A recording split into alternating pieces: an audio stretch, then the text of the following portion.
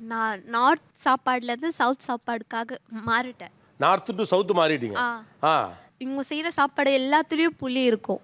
ஆ புளியில கொழும்பு வச்சு அதில் கத்திரிக்காய் போட்டிங்கன்னா அது கத்திரிக்காய் கார குழம்பாயிடுது. ஆ அதுலேயே நீங்கள் வெண்டைக்காய் போட்டிங்கன்னா அது வெண்டைக்காய் கார குழம்பாயிடுது. ஆ. அதுலேயே மீன் போட்டிங்கன்னா மீன் குழம்பாயிடுது. ஓ அதுலேயே கருவாடு போட்டிங்கன்னா கருவாடு குழம்பாயிடுது. இப்படியே ஒரே கொழும்பு ஒரே மாதிரி இருக்கு. ஐட்டத்தை மட்டும் மாத்திட்டே இருக்கானுங்க.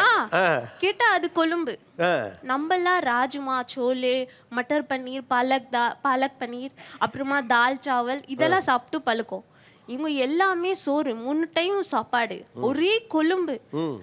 ரொம்ப கொஞ்சம் கஷ்டம். இதெல்லாம் நீங்க சாப்பிட்டு பழகிட்டீங்களா? இல்ல இப்பயோ கஷ்டமா தான் இருக்கு. கஷ்டமா அதுல தான் இருக்கு. ரசம்ல கூட இது புளி எல்லாத்துலயும் புளிதான். கொழும்பு முழுக்க புளியா இருக்கு.